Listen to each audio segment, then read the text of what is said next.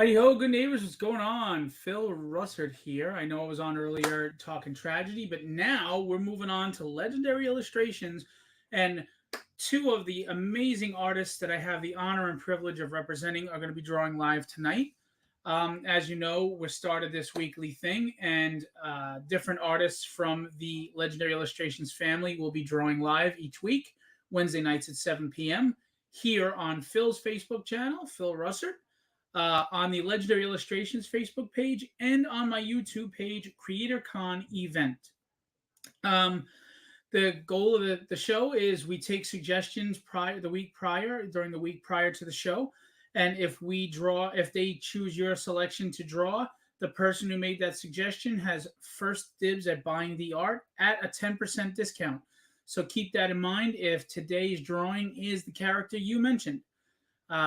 As we get started here, we got the guys backstage. They are already roughing out and drawing because that's what they do. They are professionals. I do want to remind you, Will Pleydon and Kenny Calderon are available for sequential work, cover work, and commissions. Just reach out to me. You can DM me or reach me at the email contact@blegendaryillustrations.com. Okay?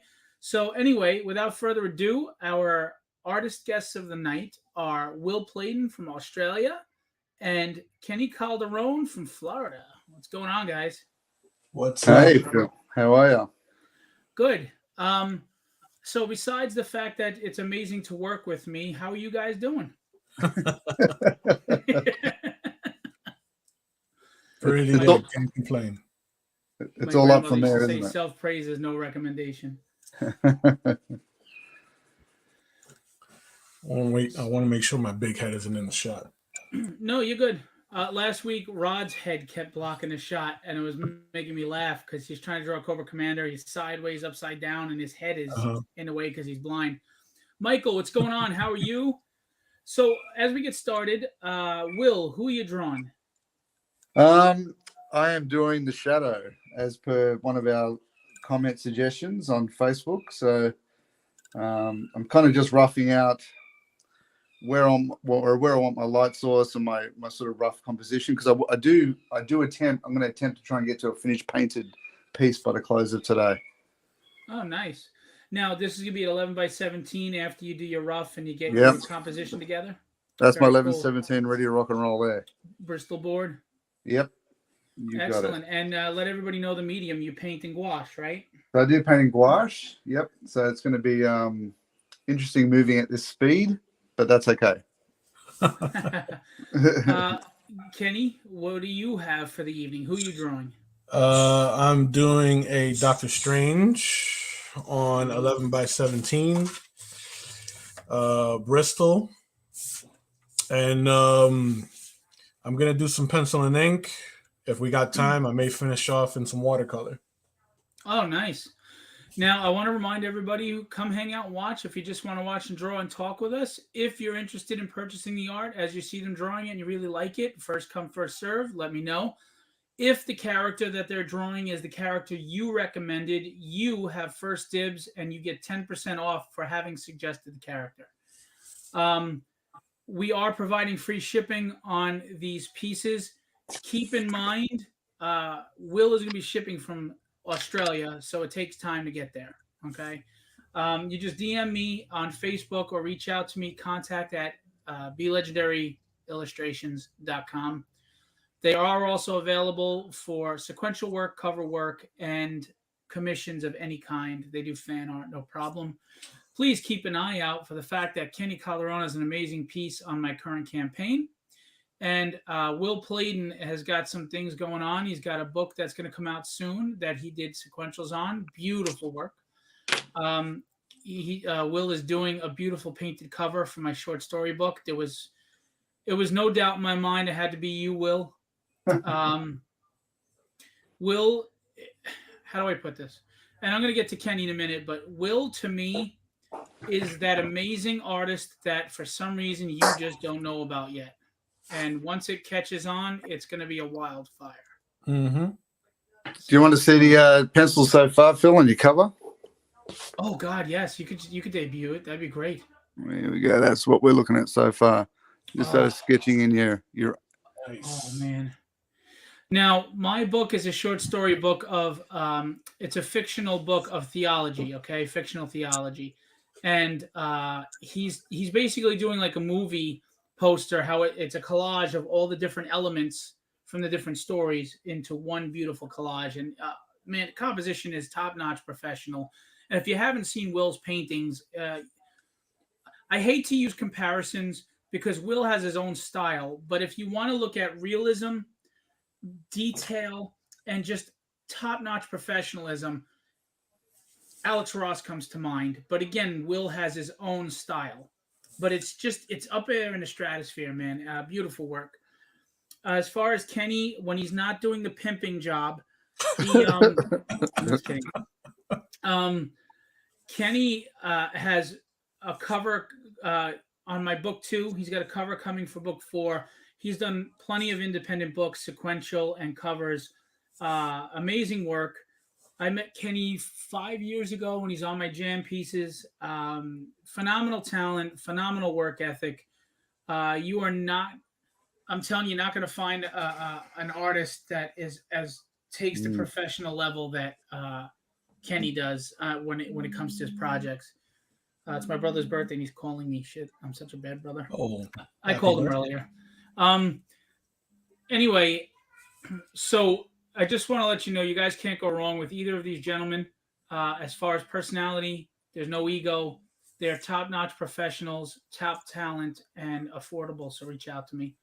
Michael Warinsky asked, is it detrimental to be a southpaw when an artist? Anybody want to hit that one? I would say sometimes, right? Because one of my old studio mates, he is left-handed, and he's got to sort of like retrain his brain to work in accordance with him being left-handed, so he doesn't like drag, the medium across the page. Which is also why you have that guard on your hand. Well, yeah. Smear and a lot of people don't know what that is. They think you're like Michael Jackson of artists or something. No, this little glove is great for when I'm inking, when I'm painting, when I'm working on a digital surface, because it allows my hand to kind of glide smoothly. But when I'm working traditionally, it keeps the natural oils from my hand from getting on the page. And it comes in handy wearing those gloves when you're doing the underground fighting that you do, right? In that ring. Absolutely. But the wife doesn't know. The wife doesn't know. Rick, how you doing, buddy? Thanks for coming out, even if it's for a few minutes before bed. I know that where you live, it's probably like 3 a.m. or 1 a.m. or something. Hope you're doing well. Len Danovich asked a great question. Do you guys spray a sealant over your work with watercolor or the gouache? No, I don't. It is what it is with the Bristol. So only because these 11x17s, they already take a fair bit of absorption with the Bristol with the gouache anyway. If I feel like if I spray anything on it, it might buckle it. So I tend to keep mine the way it is. And I mean, if I'm doing an oil painting or an acrylic, definitely I'll always varnish, because it brings out the colors much better. But with a gouache, I feel like the colors pop anyway. Very cool.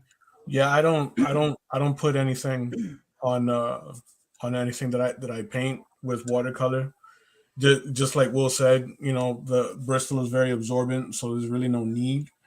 It'll go right into the tooth of the page without a problem.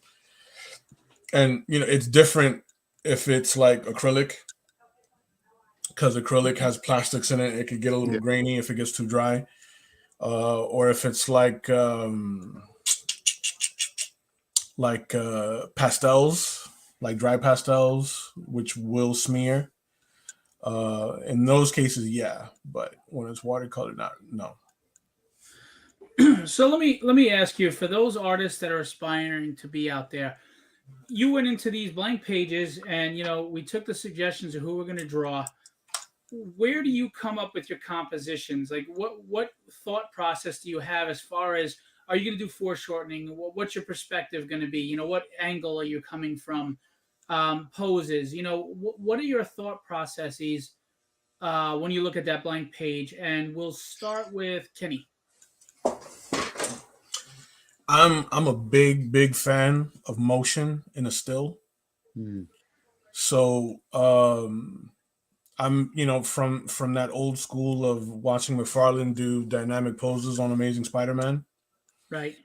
So I'm always going to lean towards a gesture that feels like it's moving, even though it's a still, right? To get that kinetic energy, right? Absolutely, because it's not a GIF, it's not a film clip, so it's got to feel engaging, like to your mind's eye when you look at it. So I'm always gonna do like flowy capes or feathered hair that looks like it's caught in a breeze or something. That's always gonna be my go-to. Very cool. So What about, sorry, go in ahead. my process, I'll almost always envision the still, but as a movie clip. So that sort of like helps me sort of like freeze frame the the right pose. Okay. And what about you, Will? I suppose with my and I completely concur with Kenny. I mean, I see his work and I see it's moving all the time. Even though it's a still image, there's lots of energy in it. But I guess it depends on the work. Like, I mean, if I'm doing an incredible Hulk busting through a wall, it's always going to be different. But I suppose it just depends on the impact of the actual image. I mean, sometimes I might do something that's very stationary, but it still has it has more of a quiet impact. If I'm doing a portrait of someone that is fairly looming, I suppose, like this character, the Shadow. I want to give that real sort of film noir sort of feel, like sort of 1940s gangster feel. Right. But so I kind of want the shadowing to be dramatic. I want the impact to be there. But I kind of when I lean into it, I always, like Kenny, I cinematically see it before I draw it. So I the composition part and the shadowing and the lighting part is already in my mind because I played it out.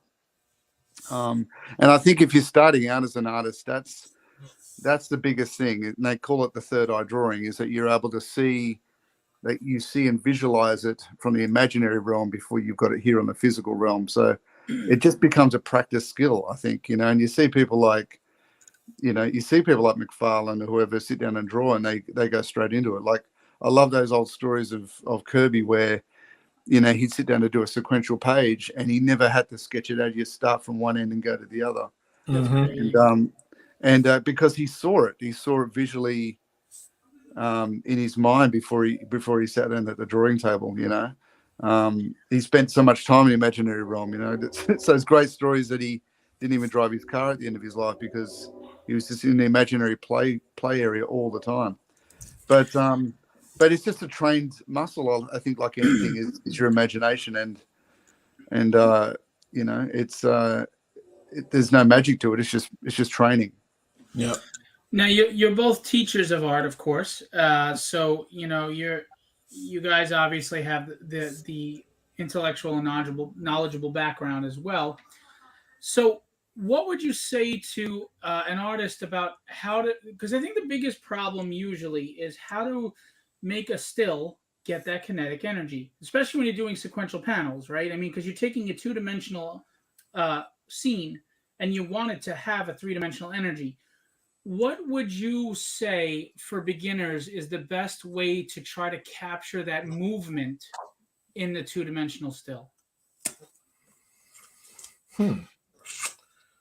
What I would do is determine where your general flow of energy is gonna look like or come from, and then do conflicting elements that come off of that flow, Yeah. right? Like, for example, this Doc Strange is in a vertical or portrait kind of flow, right?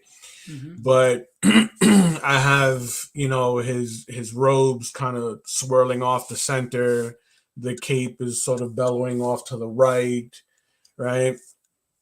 And uh I would see movement a lot like water, Yeah. right? The way water would sort of like cascade or flow over rocks in a rapid.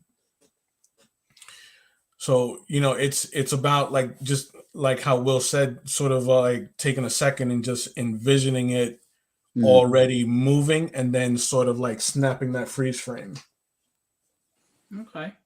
So like a counterbalance, like you have conflicting elements in the art that help make that sense of movement. Like one's doing this while the other's going this way, and it helps Exactly. create that energy. Okay. By the way, Greg Johnson says, "What's up?" He's going out the door Hey, to the Greg. band. As you know, Greg Johnson is the hot lead singer of Van Halen. No, I'm just kidding.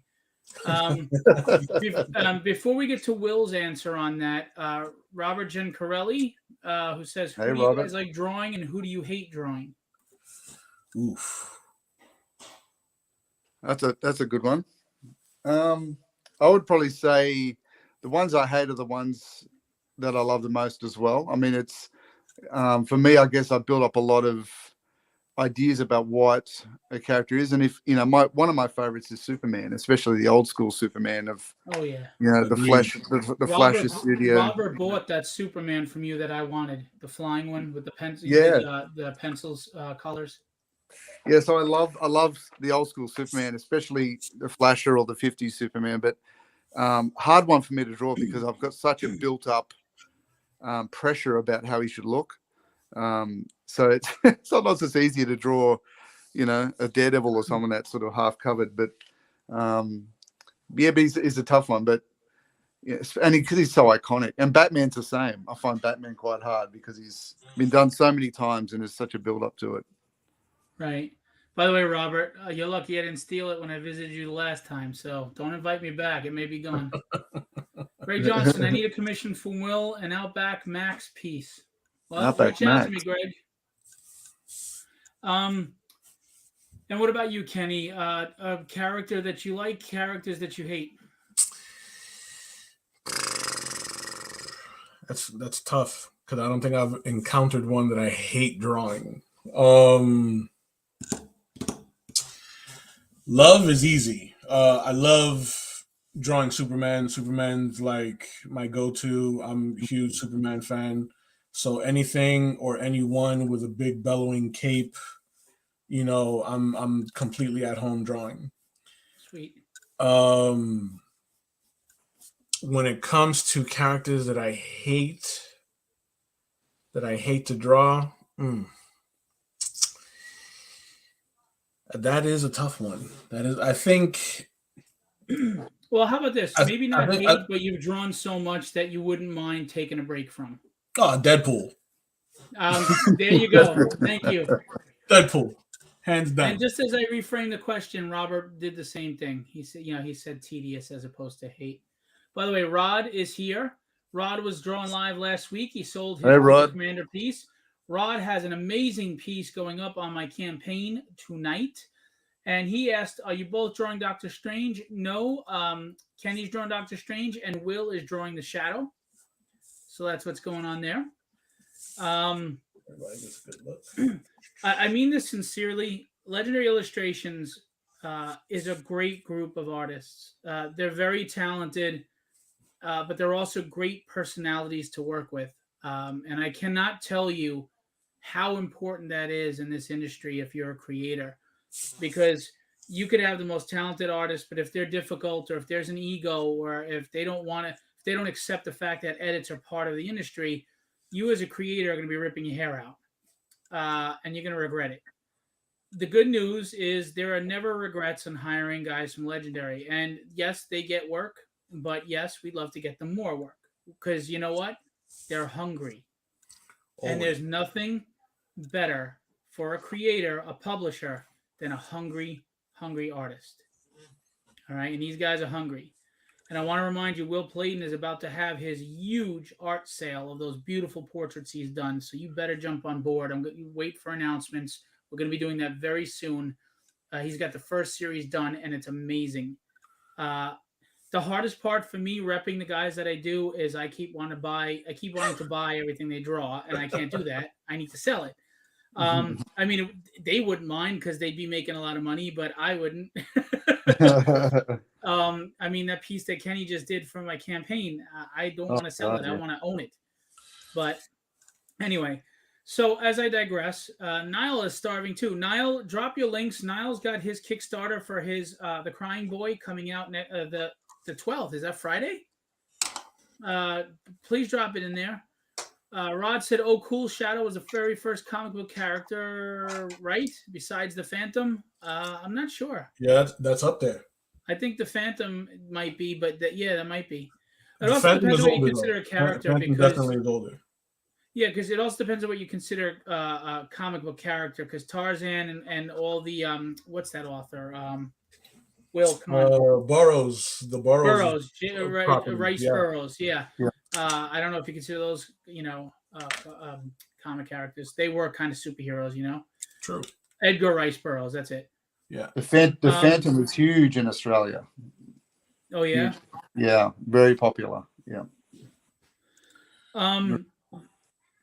So getting back to the question that Will didn't get to answer yet, Joe Ryan is working on Tragedy right now. Wow, I'm excited to see that. Thank you, dude. Yeah, so many artists are doing fan art. I'm so humbled and appreciative. I feel obligated to get this character to be big just for what everybody's contributed. Warlord of Mars, yeah, that's another one. Yeah, John Carter. Yeah. The Shadow, did it start on the radio? It might have. Yeah, maybe he did. As a serial. Oh, Dick Tracy might have been no, Dick Tracy came after. I don't know. I think Dick Tracy would be like more noir, wouldn't it? He's considered a superhero though. I mean, because he was a comic strip and he had gadgets. I mean, back then before Superman, all the superheroes were gadget guys. They were fighters, but they were normally humans.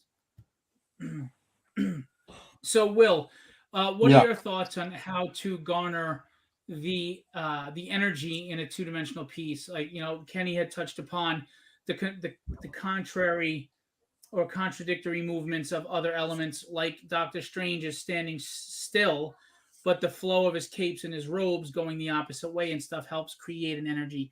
So what would you say is a good way for new artists to create that kinetic energy, that sense of movement in a two-dimensional drawing? Well, I think for me, when I'm teaching people how to draw, it really comes from an experience with life too. I mean, like I absolutely agree with Kenny. You've got to have those conflicting things. That the contrast is really important. Movement when there's still and light when there's shadow. But I suppose whenever I have a student that's learning, the biggest hurdles they come across, excuse me, is when they lean too much on what they think something looks like rather than life itself. Okay. So they, like they'll make up a bit of fabric and it looks wrong and they'll battle through that rather than scrumping some blankets up or folding and using lighting and having a look at it. But on the same token too, you can become very static that way too. I mean, I see a lot of artists that go, look at what I can do, but it's as boring as hell, because it looks, like, yeah, cool, but I can get a photo if I want a photorealistic, I like to see do I have to pose nude for you guys? Is that it? So you can do your portraits? Phil, we talked about this, Phil. We don't want to scare everybody away. We want viewers. Yeah, you have to get past this idea of yourself as a reclining nude with the apple in the mouth. We've got to stop this. Right? I was thinking more of like the nude thinker. Yeah, a bit of Rodin. Yeah. So I suppose for me, like the good thing about life drawing is that you can move around something, right? And when you are exploring the face, I mean, and with shadow, I've come in fairly cold this morning doing this, but when I was doing my concept sketches, I'm moving around the drawing, so I know what's happening behind his head. I know what's happening at the side, even though you don't see it.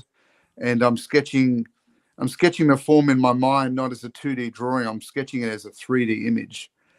So as I'm moving, I'm feeling around the drawing. So that's part of that third eye drawing we're talking about before, is that you can move around the piece and walk around it. And I'm so sure Kenny's the same. You're in there. You're in that paper, walking around with it. And that's how you build the energy, isn't it? Yep, absolutely.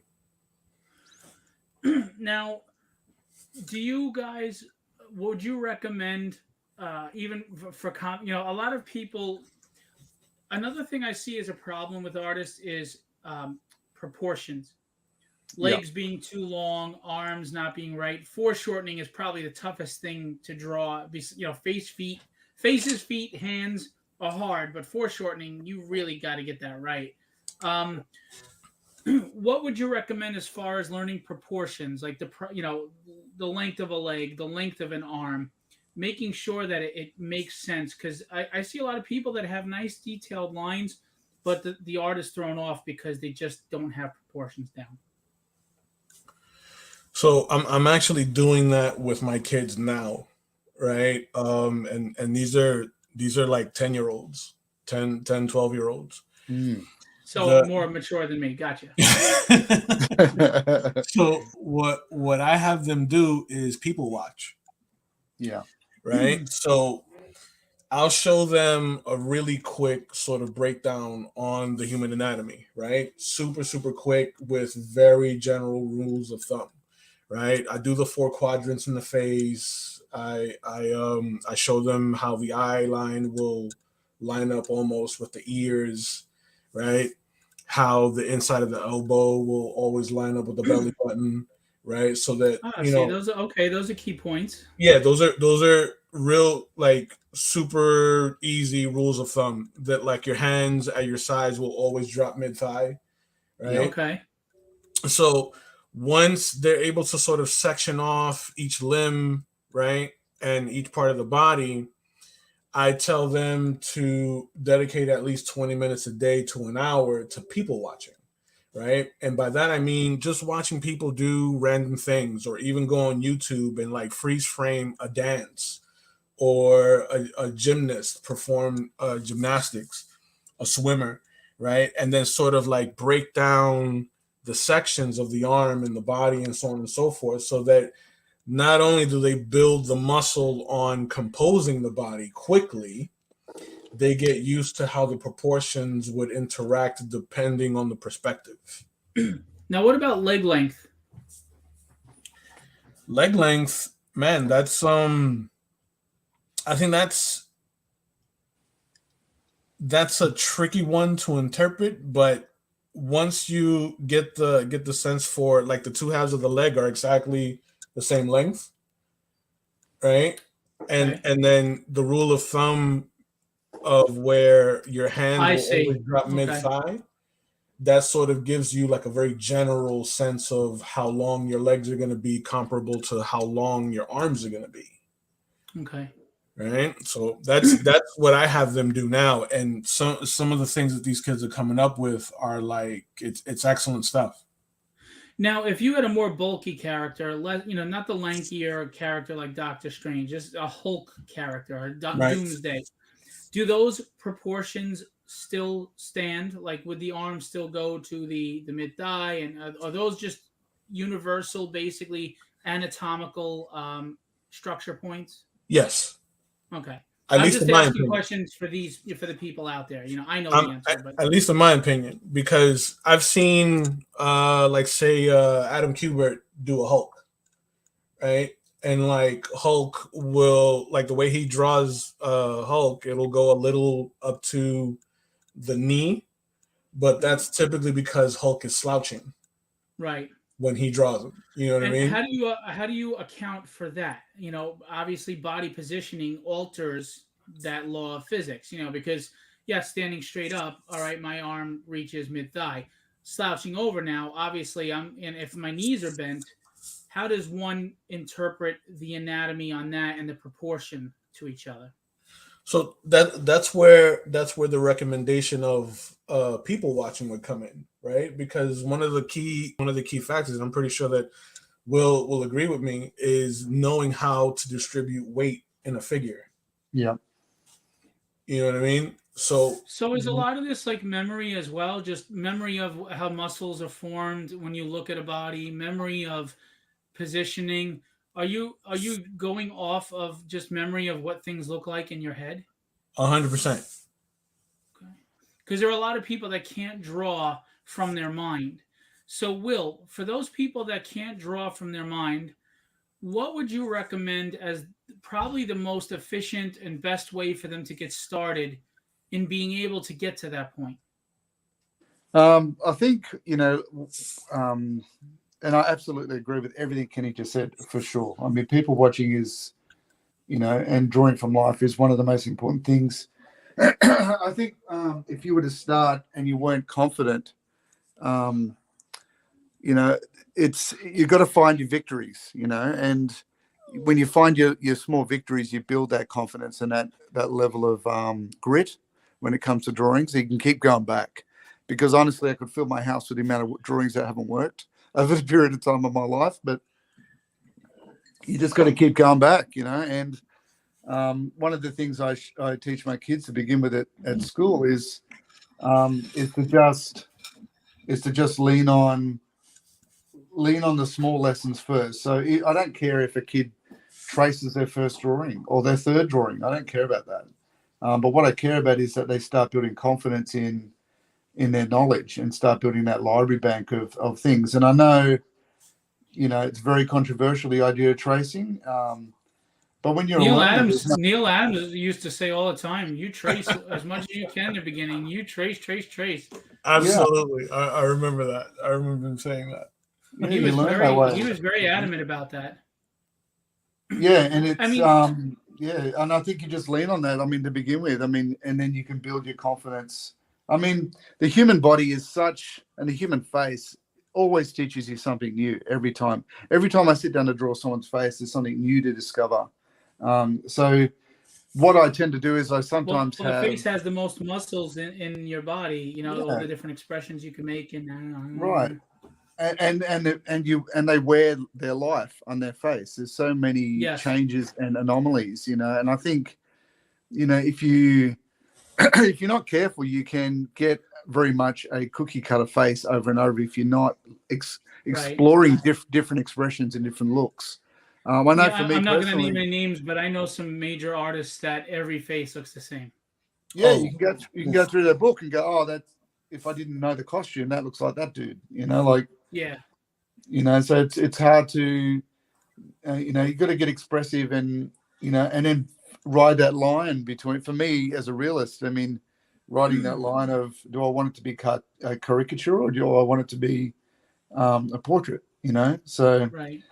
it's it just depends on what you want, I guess. But I'm not sure I answered that question. I think I rambled and I went off track a bit, No, but not at all, not at all. Will Layden, by yeah. the way, said Yeah. amazing. Rodney Ramos had said, yeah, the structures are important. Anatomy, proportions, and perspective must be in place. Otherwise, the piece will look odd. He Yeah. also added, tracing is the best way to gain muscle memory. You yep, know, there you go. I know some people that they're afraid to use reference too. And I'm like, listen, reference is important. How many people use Todd McFarlane's Spider-Man for reference? I mean, Yeah, True. because if you think about it, he was told, "Oh, that's ridiculous. Your webbing looks like spaghetti, and nobody could put their knee behind their head like that." And Todd said, "Screw you. I'm doing what I want." And now yeah, it's iconic, and everybody uses him as a Spider-Man reference for movement. So, right. I mean, I don't see a problem with reference. I also feel that references will start becoming more of an actual reference than an homage once you build the confidence that you had discussed just now, Will. Um, Yeah, and you've got to be careful too that it doesn't become at the sake of your own imaginative power, right? So right, what I mean by that is if all you are is reference based and someone asks you to draw something like from another planet or another realm and you don't have reference for it, you're screwed. So right, you've got to be able to have that ability to draw from the reference the lessons that are there rather than leaning on the reference. So Right. if you can say, right, I know where to put the shadows under the eyes, or I know how to do that folding of cloth because I've done it 3 or 4 times because I've learned on the lessons. So now I can reapply that to something else. I've done an apple 1,000 times, so I know how to reapply the textures and the tone to an apple to a ball or a sphere or a hubcap on a car or whatever it might be. So it's the reapplication of that knowledge that builds that subconscious memory bank. Now, when you're doing the composition of any given piece, you're obviously thinking light source. You have to, because Yeah. shadowing is everything. Look at what you're doing with the hat on the shadow right there, and Yeah. and just look under the chin and the neck area of Doctor Strange that he's doing. Of course, Kenny is just really starting to ink, so nothing's being formed yet. But there's plenty of wrinkles in the fabric that are going to have shadows. Yep. So, but obviously in real life, there isn't just one light source. Light's coming from so many different areas. What are your recommendations, gentlemen, as far as because again, this doesn't just apply to inking. Even if you're just doing penciling, you have to understand light source. What are your recommendations as far as a new artist, learning light sources, multiple light sources? Because, for example, I remember Geraldo Borges was drawing a Green Lantern once, and he had a light source behind Green Lantern, but then the the ring was lighting up, and that was providing a light source. So now we have multiple light sources coming from everywhere, and that's quite a bit to keep track of. So what would you guys recommend as far as learning how to understand the aspect and principle of light sources? Either one of you can go first. What I would do is I sort of base how I ink on the strongest light source first, and then like the softest light source would be secondary, right? It's not evident in a lot of my black and white work, but when I do my colored work, I tend to have like one really strong light source and then a really soft light source, right? So like shoot, I think I did it in the tragedy cover, right? Where I'll have like something that's really warm on one side, right? Versus a contrasting, very soft or cold color on the opposing side of the subject. Yeah. So, like in this case, for example, I'm getting to the part where I start dropping in my heavy shadows, right? He's gonna have his hands glowing, right? So I'm gonna be playing around with casting shadows under his tunic, under his arm here, under the cape. So it's all in. It all relates back to the third eye philosophy that Will mentioned, where you have to envision it already. What about you, Will? I know it's hard to be the second person to go because if the first person gave you the answer, it's like, well, what the hell do I say now? But Kenny and I if you are just one. reiterate the same thing, we can give you another question. We're symbiotic at the moment, Kenny and I. We're one artist. Look, I agree, and I always look to the primary light source, but I tend to use my secondary light source as a tool. Often, if I'm doing a background, I'll use that secondary light source to push against the background, so I don't have to create outlines. I tend to do a lot of mine as because I work in a lot of realism. I don't tend to do an outline around it. So I use the light form to push against itself. And that's an interesting challenge is if you're learning how to draw, is to try and draw something without outlines, rely on tone only and light and see how you can make it push forward. But yeah, so I'm always looking to where that secondary light source can push against something. So with my drawing, the painting I'm doing now, the shadow, because you've got a fairly wide hat brim shadow that comes across here. Right.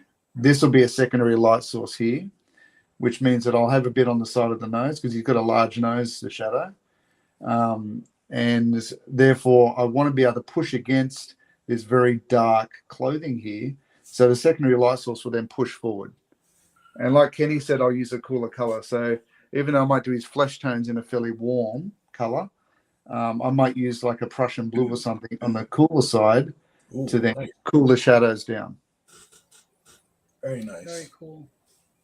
You just scared the shit out of me. My wife is standing here in the dark next to me like a creep. She's What the hell? What's wrong with you? No, you evil, evil woman.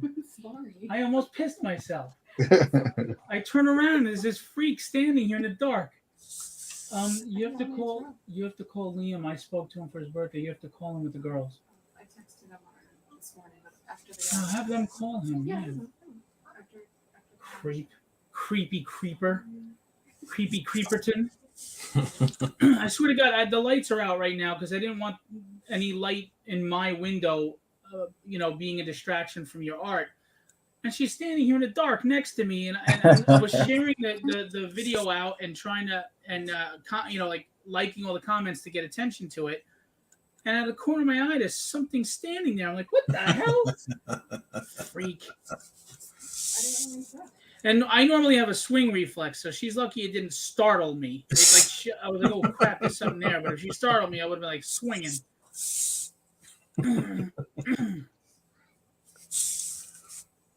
But she like right here and talking about the light, like right here, because his hand is gonna glow, and the cape is gonna be behind the actual orb. I'm gonna break the line up or go slightly thinner to imply that the cape is back there. Okay, and that actually is a nice segue to what I was going to talk about with inking. I don't think new inkers understand line weights. I mean, everybody talks about cross hatching, which, obviously Scott Williams is a master at, etc. But the most important thing in inking is line weights, because line weights help the anatomy definition, light sourcing, so many things just by line weights. I mean, take a mouth, for example, a face. Line weights are so important on a face because they can determine a lip, they can determine eyes and expression, or they could ruin a face by just being this heavy. And then again, if you have the same line weight through everything, you get back into that, what Will was talking about earlier, a very stiff face. It's the same face everywhere.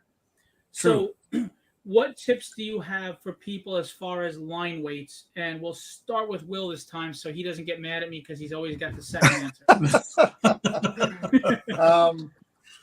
Well, I suppose with line, I think you just got to, play it where the You got to impact give is a better going to answer than that, Will. If I'm going to put you first, come on now, share the knowledge. trying to explain it. I think you just have to play where you want the impact to be, and I think you don't always have, sometimes you can have that line peter off to be so fine it just almost disappears. And sometimes it's like, you got to learn, like Wally Wood said, you got to learn sometimes what you leave out as much as you put in. Right. And it's not always necessary to outline every single piece.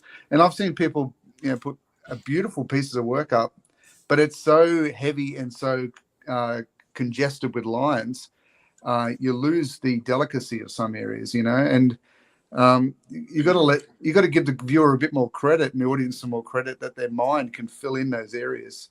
You don't always have to do every single detail, and I'm guilty for that myself. I mean, sometimes I paint everything all over, filling in every area. So I mean, line weight. You save it. You have the impact where you want the thickest lines. You have the thinnest areas where you want it to be delicate and peter off. But you treat every area individually. Like, a feather's going to look a lot different to a boulder. Right. So that's my answer. Kenny?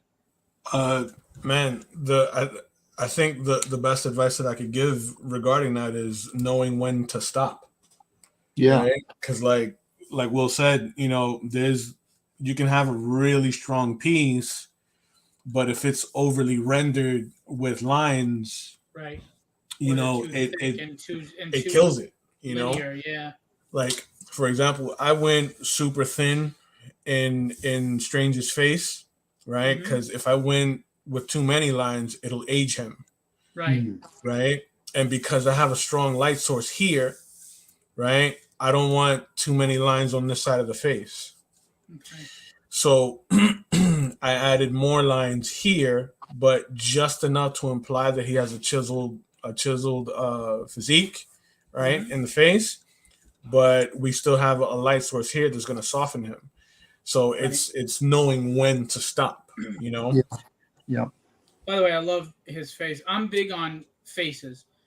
I feel the face is the most important thing to me. I can deal with a more abstract body type or not an accurate anatomy because it's comic book art. But if the face is off, it ruins the whole art for me. I'm very big on faces. And Will did a Nightcrawler face for this piece he just sold.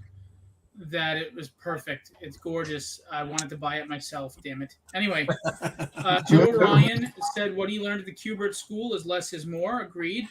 Rod Ramos said the line quality can create atmospheric perspective that makes all the difference in the piece. And we have Bogart the Magnificent at our service.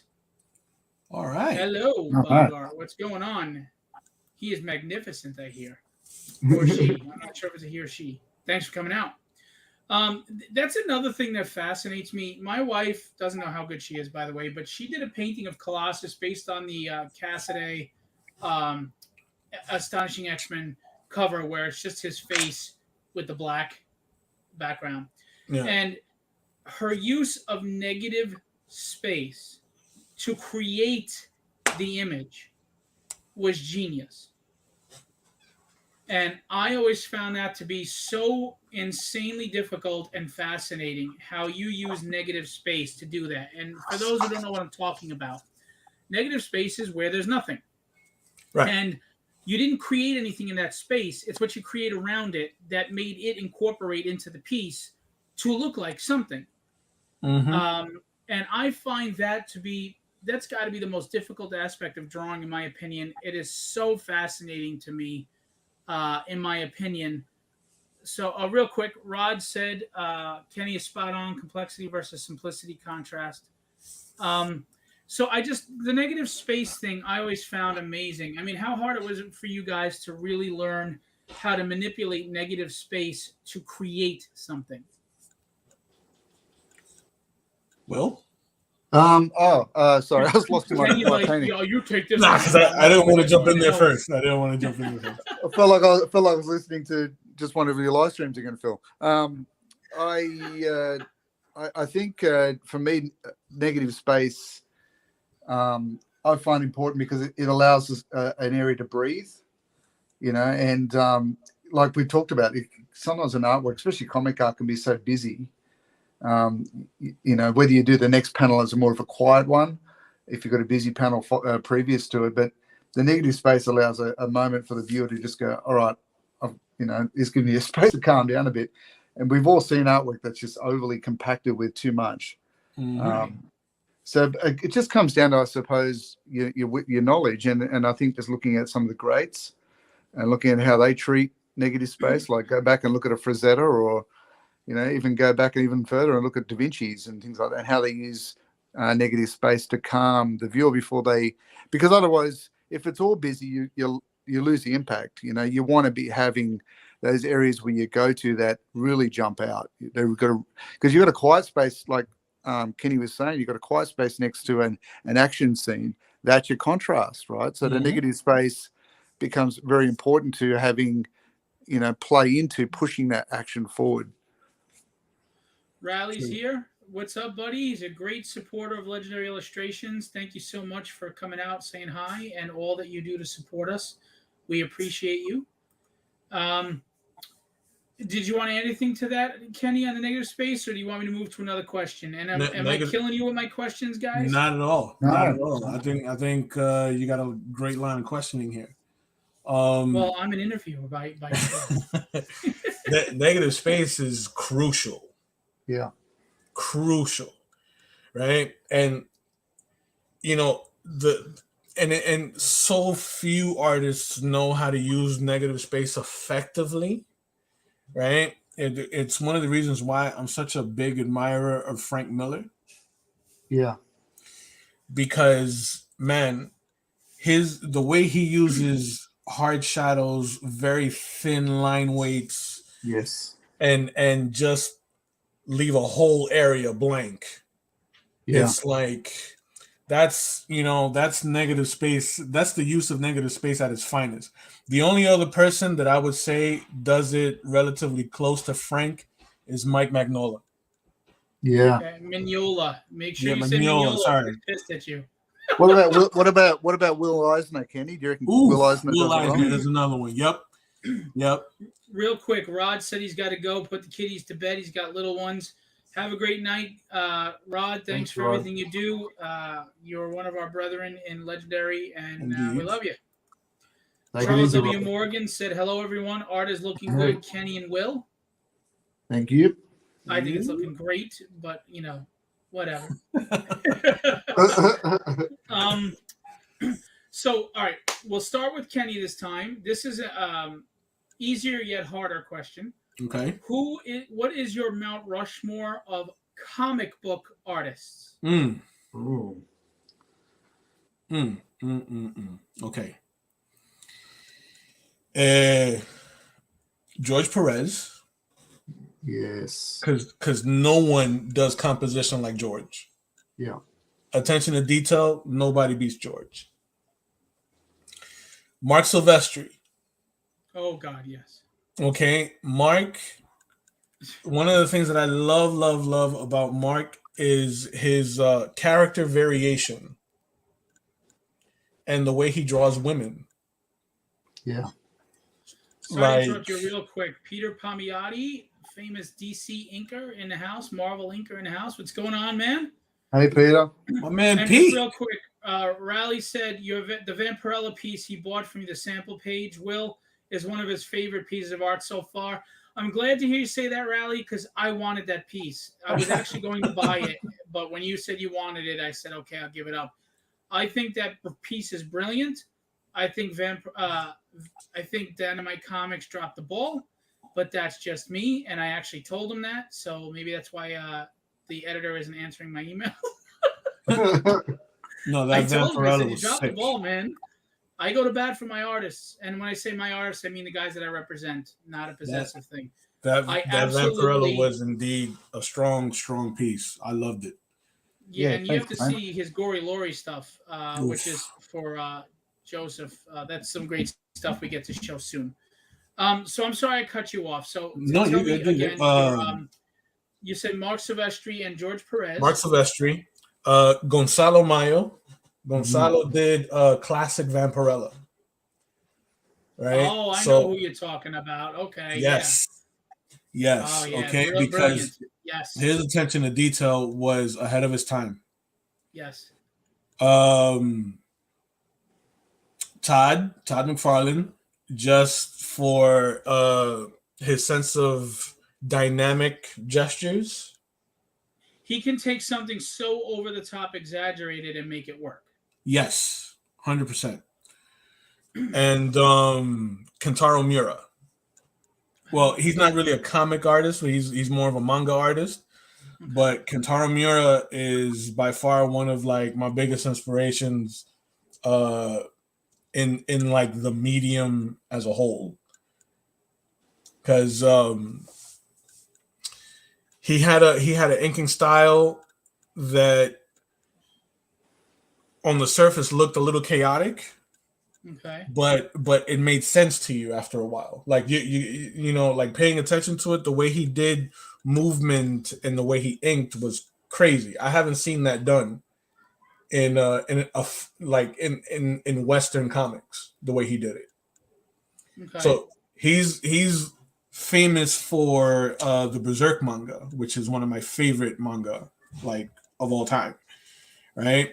And, you know, because it was like a medieval dark fantasy, he showcased a lot of sword fights. And he did it in such a way that, like, I haven't seen anybody do that in Western comics at all. Very cool. I've always found that to be super, super impressive. Will? I think some of my favorites have been named, like Silvestri for sure. I love John Buscema is one of my favorites. I mean, he's the Buscema brothers I love, but especially John's work, his stuff on Conan and Yeah. oh God, I mean, it's just every time I see a Conan piece, I just the shoulders slump and I go back to the drawing board. You know, yeah, I think God is you know you get to a certain point, you go, there's still so much to learn, so much more I've got to get the handle on. You know, and when I see Buscema's work, I marvel at what he was able to leave out, what he was able to put in that just had such impact. Kurt Swan, I'm a big fan of Kurt Nice. Swan's work. Nice. He doesn't get enough credit. Yeah, absolutely. And there's a lot of critics of Kurt. I think a man spent his entire career, doing similar characters and just really mastering it. Really knew how to, where to put his economy of line and his economy of shadow, and knew exactly how to, maximize his time at the drawing board, I suppose. I love Juanju Guanito. I probably massacred his name. The guy does Black Sad. I love the Black Sad work. Say that again. I don't know what the hell you just said. What was that in English? His name's Juanjo Guanito. I think his name is. I think that's how you pronounce it. He does Black Sad. Okay. The comic Black Sad. And if you haven't seen that book, he's an ex-Disney artist, and he turned his skills to doing a detective-based watercolored book of animal anthropomorphic characters, and it's fantastic. But it's not a kid's book. That sounds interesting. Don't leave it around for your kids to see. It's yeah. Make sure you put that disclaimer. I'm not going to be getting those calls. Yes, it's an adult-based detective mystery. It's really cool. But Black Sad's the book, and very affordable art. Like I saw him at a convention once, and very, very affordable stuff. Francesco Francavilla, he's pretty great. I love his stuff. I suppose anyone that's got such a unique style, but you can tell underneath the style that there's a real expertise of skill as well. And they can be variable, It's funny, in that Superman that Robert Giancarelli bought, you could see a little Kurt Swan influence there. Not that it looked like his work, but just stylistically, Yeah, you're probably right. I mean, all of it comes out of us, doesn't it? I mean, it's, we're not fully formed. We're all got the...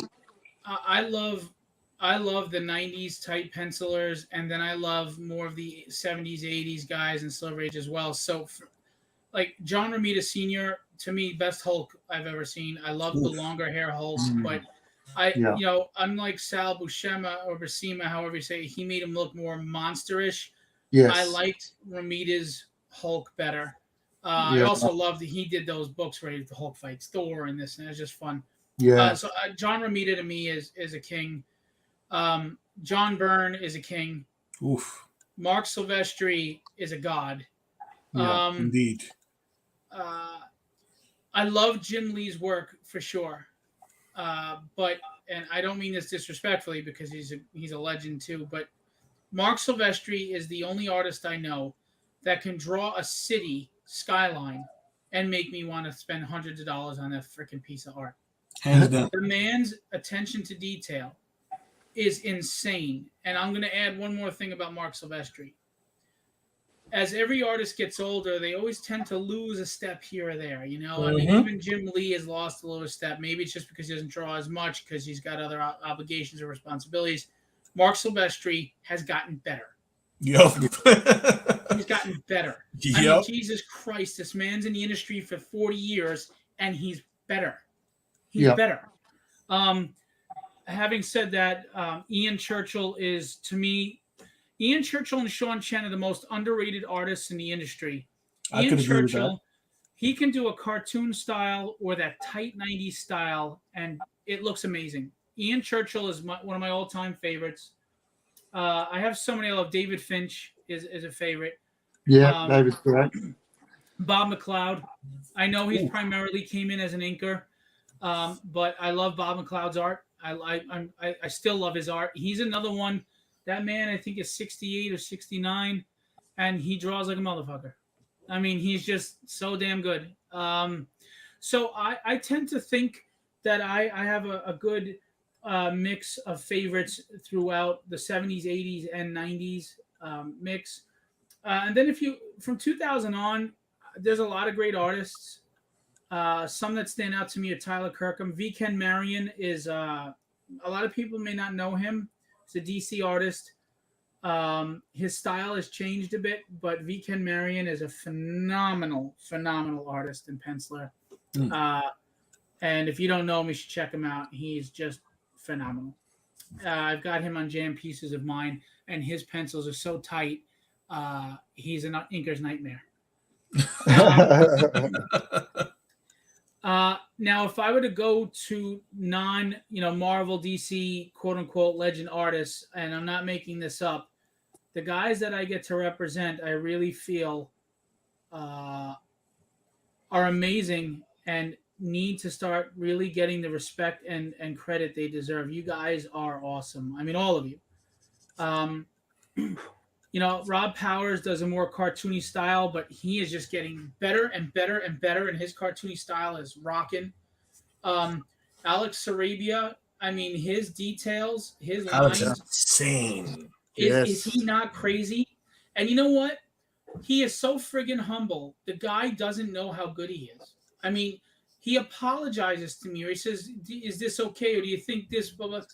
It's like, Alex, are you looking at the same freaking piece of paper I am? Are you out of your freaking mind? He's incredible. Alex is insane. Like I sent him a friend request on Facebook, and I did my fair share of lurking, and I checked out and I checked out his work. Like Alex kind of intimidated me. There was a picture that he posted. It was a drawing that he posted where it was like a car accident with a motorcycle. Yes. It's interior. He did. I was blown away. Dude, did you see the character designs I sent you? He did for me. Yeah. Are you freaking kidding me? Alex is insane, dude. He's of another world. He is. And then you go to Ricardo, and Ricardo again, phenomenal. Yes. Phenomenal detail. It's just and again, Ricardo is so humble. Him and Alex, they remind me of each other. They're very humble. I mean, very, very, very shy about their talent. Very respectful, easy to work with, brilliant artists. And then you look at Kevin Stewart, who I think doesn't get enough credit, is very underrated. He can do some pencils that are tight as hell, and I mean, he did this Doom Hellraiser piece that is just phenomenal, and that Ghost Rider Spawn he did was crazy. I don't know if Rowley's still here, but he got that inked. That Beta Ray Billy did. Rod Ramos, we all know what he can do. I mean, I just showed you what he did for Tragedy and the Cobra Commander from last week, and his sequential samples are insane. And he did published work for G.I. Joe and stuff. Just phenomenal. And we talked about you two at the top of the show. I mean, Will Pleydon is I don't know, man. The word that comes to my mind for Will Pleydon's work is brilliant. I thought you were going to say something else then. No, it's brilliant. It's a sophisticated portrait art that to me is just phenomenal. And sometimes I wonder if it's because your portrait art is so beautiful, it's comic fans just aren't getting it. I don't know, because they're used to more comic style. I don't know. No. I don't know. I don't think so. I think his work can absolutely thrive. I mean, I do too, and it will. But what I mean is why it hasn't caught on like fire yet. He's got some loyalists that appreciate his work. Will should be getting 500 likes on a fucking post, period, and he should be busy out the yin yang. I'm just saying. I mean, it's incredible what this guy can do, and not to talk like you're not here. Yeah. And then we go to Kenny. Kenny could do chibi. He could do manga. He could do tight pencils like you see that Doctor Strange for comic art. Very versatile, very dynamic, just great stuff. And I remember when I first met Kenny, and right away I asked to get him on my jam pieces, and I don't get anybody on those pieces. I mean, you're on pieces with David Finch and V.K. Marion and a bunch of big names. Which is Tyler Kirkham, huge. Angel Manuel Lopez. What's going on? Beautiful cover from Tragedy. Thank you. He goes, "Oh, I see magic happening here." Other artists that I represent, Bill Lutz. Bill has a unique style, and like if you've seen those Star Wars prints that he did, oh yeah. I mean, Yeah. guy, Yeah, this Right. is yeah, he's another talent. He's wacky as hell, but he's a great guy. We love him. I mean, we cleaned out the riffraff, and we have a great group of people. And I'm happy. I'm happy with the family feel that Legendary has. I'm happy with the camaraderie that we're developing. Kenny has a lot to do with that. To be honest with you, I really feel Kenny has brought a lot of camaraderie just from the get go. I do want to mention Jim O'Reilly was part of Legendary, but right now he's moving to Phoenix and he's going through some stuff, so he's kind of on a hiatus. Jim O'Reilly's another phenomenally talented artist that I don't think it's enough credit, and he's a wonderful human being. So my best wishes to Jim moving to Phoenix and starting a new life there. that's awesome. Yeah, so congrats to him. I mean, his life just changed in a blink, so that's why he's kind of out right now. But we look forward to him coming back. And even if he doesn't, phenomenal artist that you should pay attention to Absolutely. and hire. Peter Palmiotti, obviously, Marvel DC talent, great guy. Again, great personality. He's got a lot of things going on right now. My man Pete. Yeah, I mean, I'm just very happy with where Legendary is right now, and I just hope to help the best I can to bring you guys to the next level. I mean, obviously, your talent is going to do that, but if my connections and my hustle can help that further along, then I'm happy that I'm doing my job. Um, but I mean, seriously, anybody who's watching or paying attention, I don't mean this as the QVC of artists, but um, reach out to Legendary Illustrations, and I promise you, you're going to get amazing quality work, very professional artists with their demeanor, but very humble and easy to work with. And they have the resumes. They're teachers of art. They also have a lot of sequential work under their belt. They have a lot of portraits and cover work under their belt. And these are people that you're going to work with. And we understand budgets. We understand the indie budget. We are not trying to rake you over the coals. We will work with you and have an entire team. And, I didn't mention yet another vital part of Legendary Illustrations, our letterer and brother in arms, Jason Meadows. True. Who's been very, very loyal to me. He has been amazing to work with as a letterer, and he just gets better and better every day. If you need your book lettered, he's your man. He's very affordable, and he is talented. And by the way, check out his book that he creates, Tales from Nerosville. It's phenomenal. It's so cleverly and well written with twists and ironies. So please check that out. Tales from Nerosville. Nerosville.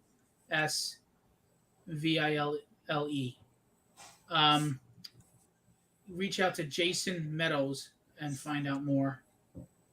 If anybody can drop a link, drop it. So, yeah, I mean, unfortunately, believe it or not, and I don't mean this in any braggadocious kind of way because I'm humbled by it, I get at least 2 or 3 requests to rep somebody every day. And I have to turn them away because I don't want to become one of those stables where I have 30 people and we're competing against each other. I don't think that's fair to you to divide my time and my energy that much. So I want to keep it where it is. I love what we've got going on. I trust and enjoy the people that are part of Legendary, and I consider us a family. And maybe that's my fault for being too loyal, but you guys are brothers in arms to me, and I will do whatever I can to work with you and help. So, Yeah, man, you get the same. You get the same. Absolutely. I have been, and I appreciate that. We appreciate the effort, Phil, for sure. The sad thing though is unless I get the big fish to grab, you don't see the effort, but I promise you it's there. I am hustling all the time. No, Yeah, dude. we know. Ask how many publishers and how many indie creators are getting 3 a.m. Emails from me or messages. Hey, I've got an artist. I've got this artist. I've got that artist. I've even reached out to publishers, big publishers overseas, to get you work over there, Brazil, Nice. Philippines. So we'll try. Well, you know, it takes time. And it's And a tough industry. It really Well, is. it's a tough industry, and right now with the indie people, we're basically in a recession, so money is coming hard to people, and a lot of indie creators don't have the money right now. Yeah. They have their dreams that they want to fulfill. We try to budget and work with you, but we can only do so much before, you guys aren't paying your rent. So Right. But yeah, I like where we're at. I like the group we're with, and it's good to get rid of the scumbags and move forward. Indeed. Sorry, I got to throw that in there because he's watching because he watches everything I do, blocks me and then watches everything. It's hilarious. It's all right. See, just look at the rendering differences in the art styles. They're both amazing, but just the differences, and that's the love of art, right? There is no right or wrong. I mean, you could be Humberto Ramos and make pencil thin ankles and huge flippy feet and still be considered, it's great art, because art is subjective, and we all need to remember that. Very true. Very true. I love what Will's doing right now. That's crazy. I mean, look at the texturing on the hat. Absolutely. I could like with my mind's eye, I can feel the textures in the hat. Yeah, phenomenal. Thanks, man. And then I have to stand up to look at my camera to look at your. Oh yeah, you're doing a full body. That's amazing. Yeah, he's not skimping, Will. I thought I gotta lift my game now. I gotta lift my game. I love the pose. It's dynamic, but to me, the face and the hair nailed it. Knocked it out of the park on Doctor Strange. Will's coming in cold. Yeah, that's true. That's true. We got to give him that. He's coming in. Yeah, for the viewers, Will lives in Australia, so he's 16 hours ahead. It's morning. He literally woke up, got his kids to school, and sat down to draw. He didn't even have a rough ready to go. He just went blank right now. And I thought we were both doing Doctor Strange. So I had in my mind we're doing that one. Yeah, I just didn't think it would make sense for you both to have the same character, Yeah. It feels like you're competing against each other, and that's to me is not what we want to do. That's true. We want to offer. We also want to offer different options to our clientele. Angel said, "Yeah, it gives the rest of us a chance to laugh out loud." I'm sorry, I probably didn't. You said it before, and I missed it. Angel, if I don't represent Angel, but you know me, I want to support everybody. Angel is another really, really talented artist. He does digital art, and he'll give you a cover for your book or a print or a commission that looks like a movie poster. I have a cover on my last book, Tragedy Number 2 by Angel, and I have one on Tragedy Number 3 by Angel. Angel and Kenny Calderon actually, to me, are very similar in their approach to their work. They wear it like a badge of honor. Your professionalism, like you take it personally, it seems like what you put out there, It's all in the force reputation. people to want to hire you. It's And the I mean rep. that in a good way. It's all in the rep. I've told you this. This is one of the first things I think I told you. That I pride myself on my reputation. Yeah. Yep. So I treat everybody like they're a big publisher. I treat everybody the same. And what I not mean? once when you were pimping did you smack a hoe. Not once. I didn't have to. But I kept it strong either way. Yeah. I just give him the look. It's the old school Puerto Rican in me where I just got to give him the look. Yeah, I just, I don't know if people understand that there are people in this industry that try to get by on things, and they don't understand it's a small industry, and eventually your reputation catches up to you either for the positive or the negative, and that's up to you. Absolutely. Um, Angel said, I agree with Kenny 100%, but I'll add, and I'm sure Kenny will agree, but I 100% love what I do. And he said, there's True. also the Puerto Rican aspect we share. Laugh out loud. Indeed. Well, I'll Indeed. say this: Puerto Rican, Irish, Australian, whatever. We're all humans, and it's how we take care of each other that matters. True. At the end of the day, be proud of your heritage, but first and foremost, be proud of being a decent human being. Indeed. Indeed. So Will is just going to put black all on the bottom and say the shadow. No, I was kidding. Finished. But the first mistake I make, it's all going black except his eyes. That's the way it's going. And the other thing about Will is, I mean, if you want just traditional black and white, pencil and inked sequentials or cover, bang, he's got it. You want it painted in gouache or even just colored in Prisma pencil, bang, you got it. And Kenny's the same too. He colors his own stuff. These guys are able to use different mediums, which just is a testament to their skill level and their professionalism and their desire to be the best artist they can be. And I just want to remind everybody, when I say these things, you may think, well, yeah, you're their rep. You're going to say this. Well, I became their rep for a reason because I felt these things. I'm not going to rep somebody I don't feel this about. So there's no bias here. So nice job on the fabric on Doctor Strange. Thank you. That's a page out of Finch's book. Yeah. What kind of Scarlet pen? Angel's What here. kind of pen are you using there, Kenny? I'm using the Furanosuke hard tip. Nice. You guys can see that. Do you use brush tips very often? Absolutely. Like this one, I'm using this one. This is great. I use the Pentel pocket brush when I travel and I do shows. Yeah. If I'm doing sequentials, I'll use this little brush here. Right. I was gonna ink this with a quill, but I figured it would take me too long.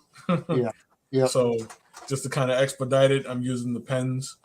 And for these really, really fine lines, I'm using the Pentel 005. Yep. Right? Because it gives me an excellent line quality. Now, I have another question for you, but before I do, Scarlet Angel's here. He's a really talented artist, too. You should check out Scarlet Angel and his projects. He said that these are great, and he said both of them.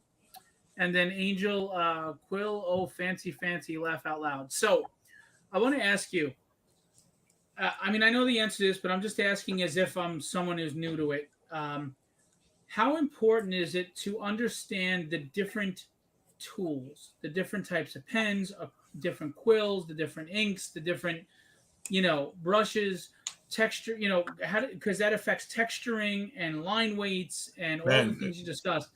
What's a good way to learn that? What's a good way to learn what, those brushes and find out? And you can't say trial and error because they won't know to get something to try it out. Where can someone go to learn what the different types of utensils and tools can do for you? So I don't have any formal art training. I'm self-taught. So with me, it actually was trial and error. Right. And I'm a huge fan of mixing my mediums. So like right over this, I'll, if I feel like coloring it, I'll color it with watercolor or like some markers or like colored pencil or a combination of two mediums or more just so I could get some desired effects. But I learned through trial and error, right? And then if I see another artist using a different tool than one that I use, I'll like observe how it affects their line quality. for example, I'm full disclosure, I got this pen watching David Finch's stream. Yeah. Okay. You know what I mean?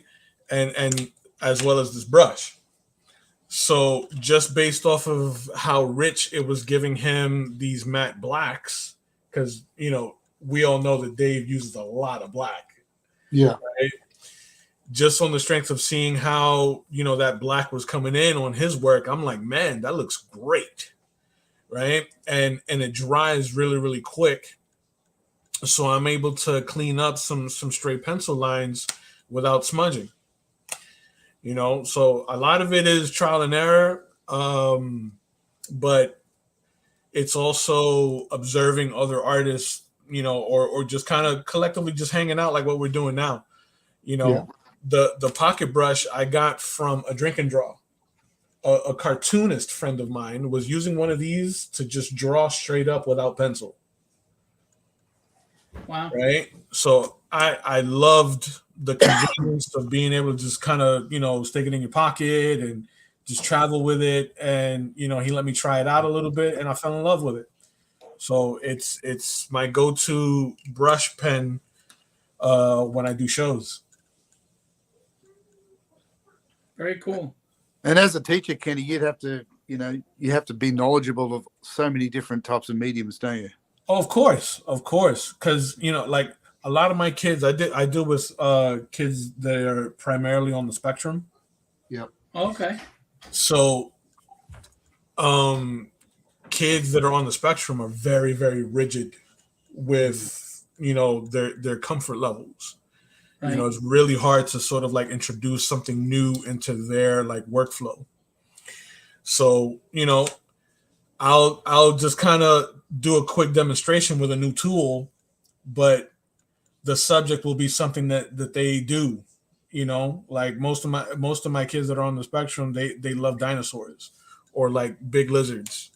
So I'll do a big lizard, but with a new tool, and just kind of nudge them in the direction of hey, try this.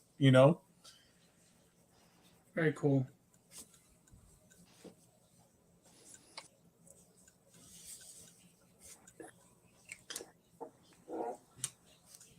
So I want to remind everybody that these pieces are available for sale when they're done.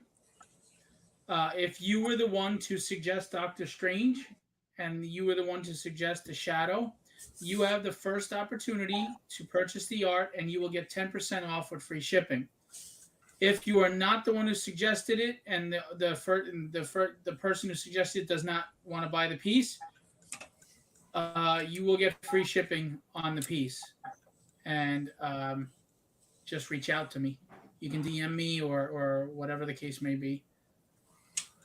Studio, Kenny's brush tool. Hey, Peter, if you want to drop your links to your YouTube channel and show, please do. Yes, Absolutely. I was just hanging out with Peter the other day. Oh yeah. Yeah, I jumped in on one of his live streams. Nice. Peter's a good guy, and he's been very supportive of me, and I am grateful for that. And I wish him nothing but great success, obviously. Yeah, Pete's a great guy. And yeah, I mean, you guys are rocking it. These pieces are beautiful, and I love the different styles. And that's why I thought you guys are great. When you both said, yeah, you'll do the next show, I thought it was a great contrast of styles.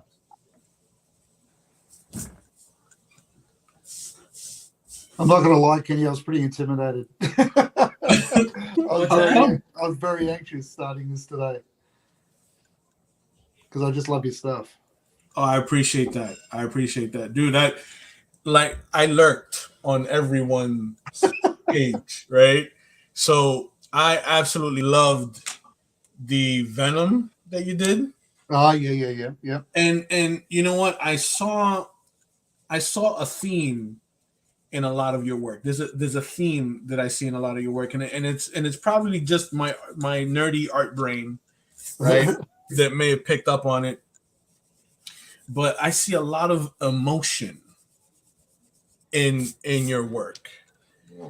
like it doesn't matter what character you're painting, it feels very emotional. Like for example, the storm. That's because that he you did. cries on every art he does. I do. It's torment. It's not Like- watercolor, it's just tears. That's right. I don't use water. Yeah. Like the storm piece that you did. Ah, yes. Yeah. Like that feels very serene to me.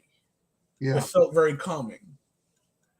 The Venom felt alive and like it almost gave me like rage. And Yeah. the You know what I'm Joker saying? felt Like- maniacal. Yeah, it felt very maniacal. Like I see a lot of emotion in your paintings. You Oh, know, that's good. and each one of them like feels very different than the last. You know, they incite different feelings. And dude, in that illustration series the Porch is doing, he does a Panthro and he does an Orco. You know, I it's saw the Orco. The Orco's Hey, great. Susie. Ricardo Silva's wife, Susie's here. We were just talking about Ricardo before. How you doing? Hope all is well. And your little dog, Marvel. Marvel.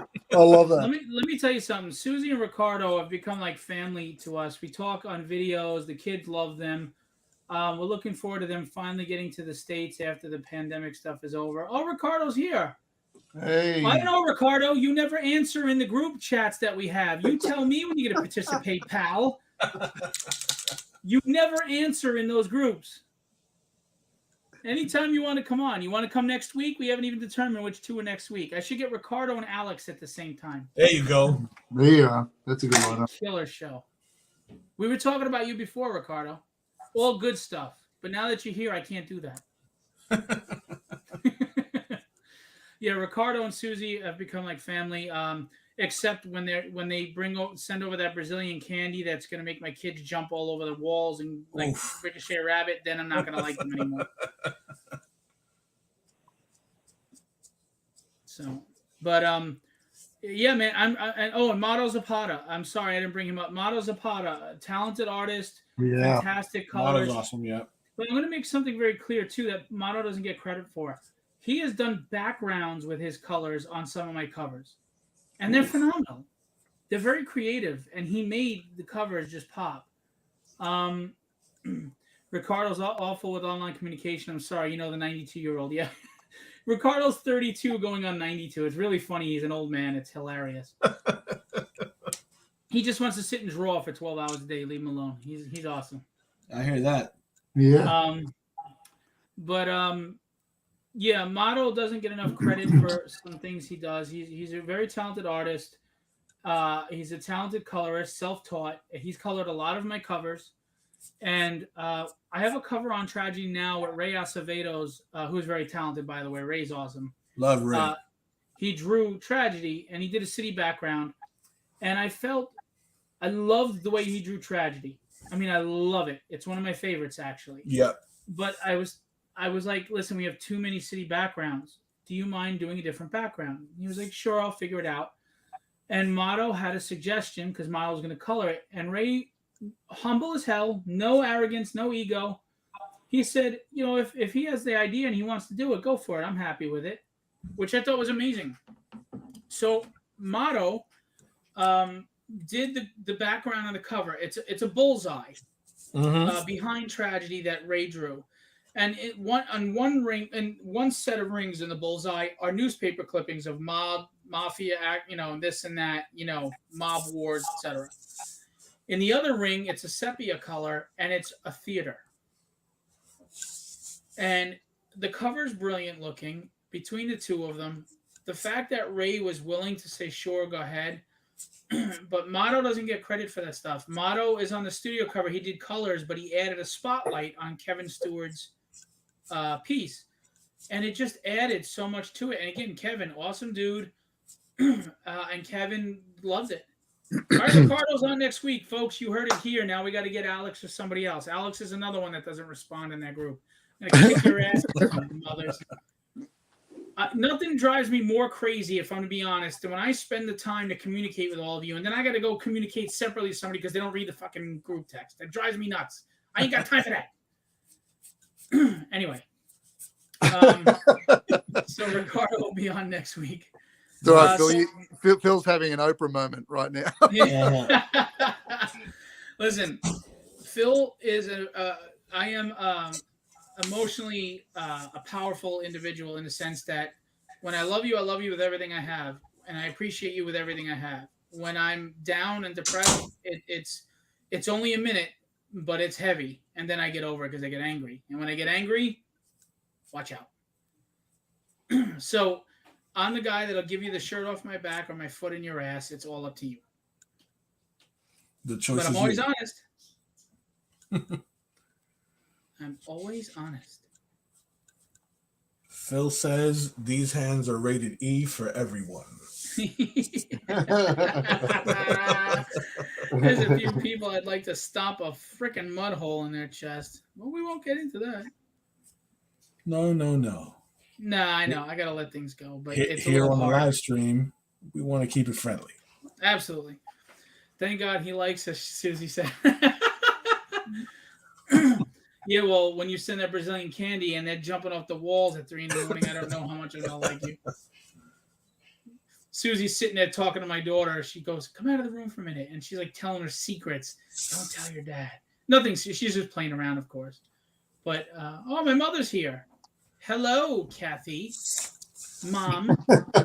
Hello, Mom. Hey, Kathy. You know, I'm starting to wonder if I'm considered as somebody in this industry because you know how many people are starting to friend my mother and my brother that they don't know, and they'll reach out and go, "Do you know this artist? Do you know this person?" Because they're friend requesting me, and I don't know who they are. And I'm like, "Yeah, that one's okay. That one's okay. That one's enough. Just This to one's get okay." to you. I have no idea, but they're friends with me already. But they're starting to friend all my family members. Mm. I don't mind, you know, whatever. They're good people that are doing it. They're not nut jobs. Or I'd be telling my mom to pack it and run. What's up, kitten? How are you? That good, huh? Get every tooth. Every tooth. Kitten is standing here brushing her teeth. Hello. Very nice. So, they may not be finished today with these pieces, but if you are interested in these pieces, reach out to me, and we will post the finished products when they're done, of course. Both of these gentlemen work pretty fast, and I would imagine by the weekend they'll be done, probably. I think I'll be done tonight. Yeah, I was gonna say you look like you're about to be done. But if you're interested, so Raphael suggested the shadow.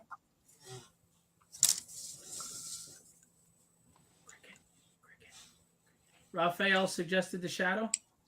Yeah, I think so. I can't remember. I think so. So if Raphael's watching or he sees this, you have first dibs. If you don't want it, that's cool. Next runner up. Free shipping, people. Free shipping. Come on, PayPal.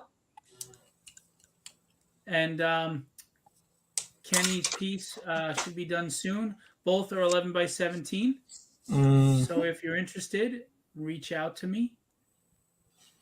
I need to go. Great work, guys. Congrats on Tragedies campaign. We talk on the weekend. Melanie, I love you, girl. Melanie. Kitten. Coming. Susie says she loves you. Hi, Susie. All right. Yeah, I'm going to be at a show this weekend. The girls are going to be with me. And I will be selling legendary art. Awesome. I will have original pieces by Will Pleydon, including some Vampirella sample pages, painted cul-de-sac pages, a Harley Quinn, Princess Leia, some good pieces. I'm going to have Wolverine patch. So I'm going to have some really nice gouache painted original pieces by Will. I'm going to have original pieces by Ricardo. Unfortunately, I don't have any original pieces by Kenny at the show yet. Kenny recently came on, but we will be working on that, and I will have some on hand. And when Heroes Con comes in June, Kenny and I will both be tabling there separately. You can check both our tables out. and we're going to be doing cross-promoting stuff with Tragedy and Legendary Illustrations. Oh yeah. So make sure you stop at both tables, more than once. Is that Heroes Con, Phil? Yes, 40th anniversary, baby. I heard that's an excellent convention. Absolutely, it's Such a good show. Heroes in Baltimore are the true artist shows. Yeah. They're what I fashioned my show after. Just obviously, mine's a lot smaller scale. I'm not getting 120,000 people there. Not yet. But I've been told my show is the mini Baltimore. That's what they call mine. That's what, some people have nicknamed. Oh, Peter's going to be at Heroes too. Awesome. Yes. All right, cool. The family. I like the family. We're going to be together.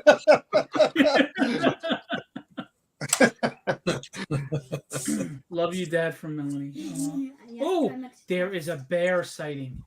There's a bear sighting. There is a bear sighting. There's a bear. Look at that. A There kitten she and a is. bear. I want to do a children's book one day, Kitten and Bear. Nice. You ever hear that joke from Eddie Murphy? A bear and a rabbit take a poop in the forest, and the bear Yep. says to the rabbit, well, maybe I'll do something like that with the bear and the kitten. No, I'm just kidding.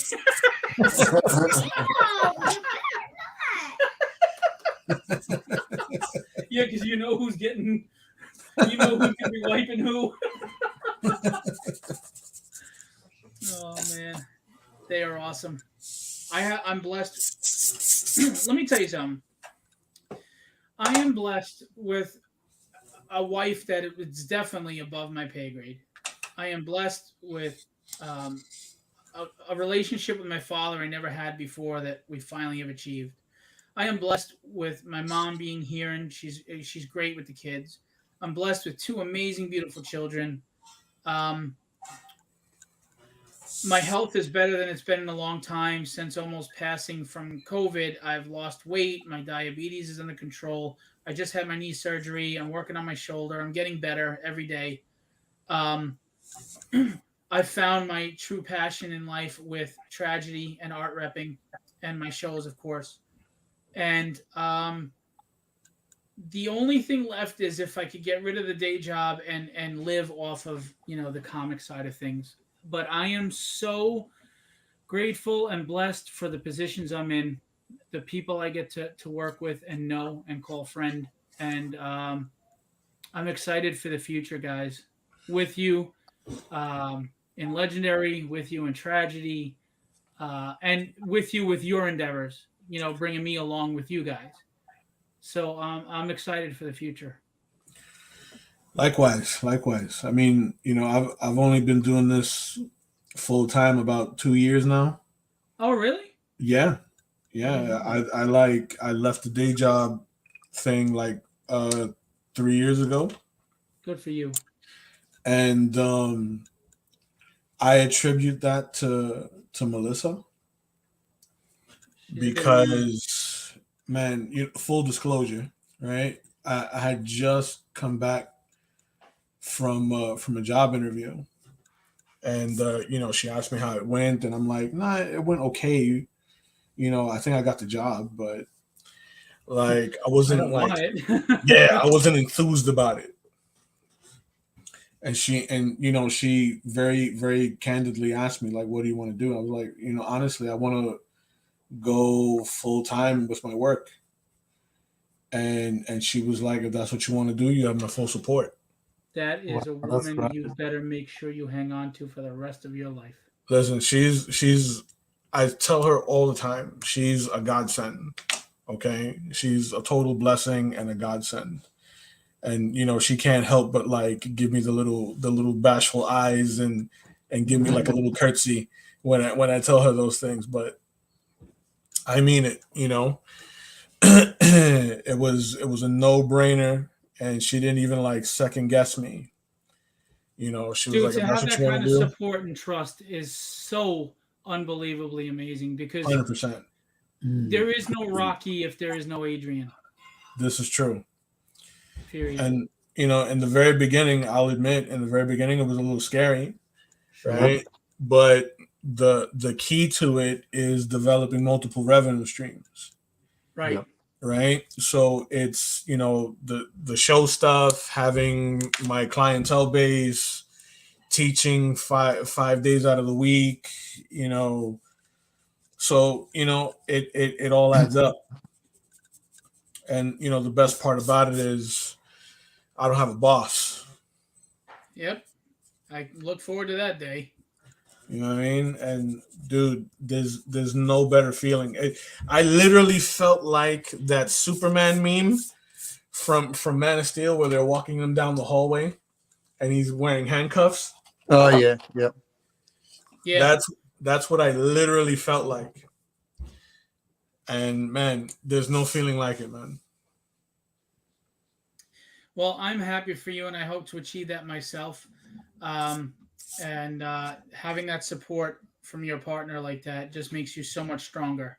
She's And the best. I tell my wife all the time, with the stuff that I can accomplish on my own, imagine what we can do together. Indeed. Charles said that's a blessing, Kenny. And I'm sorry to digress for a moment, but yes, shameless plug. Ricardo Silva, who's working on book 4 of Tragedy, just said Tragedy 4 is an amazing script. And I didn't put him up to that, I swear. Checks in the mail. I'm just saying, when Howard Mackey and Charles Santino tell you that your script is written well, your story is solid, wow. Howard Mackey created Ghost Rider and wrote for Marvel and was an editor, and he said that the book is solid. He said it's a good written book. I believe him. I believe him. I'm grateful for him saying that. I thumbed through it myself, and I was definitely engaged. So much, in fact, that I had to do that piece that I just sent you last night. I'm just telling you, that piece was freaking phenomenal. Just saying. I'm already in the works of coloring it digitally. Big Jawed is back. Hi, it's me, the Super Cats fan again. What's going on, bud? Thanks for coming in. Hey. No, we'll probably wrap this up within 15 minutes. We've been on an hour and 42. Okay. No, don't wait on me. I already spoke to him today. Get the girls and call him. Sing it down here. We're fine. We're just hanging out. Yeah. Don't worry about it. Oh, wow. Somebody just dropped out their pledge. That sucks. I hate when they do that.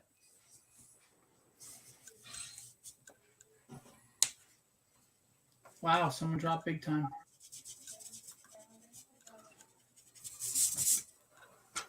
That is frustrating. It's all right. I'm not mad at them, but it's just a frustrating circumstance. It's not like I get mad at the person. It's all right. $94. Oof. Wait, he's adjusting. Oh. They're adjusting. So let's see what they do. Hope it's more. Hey,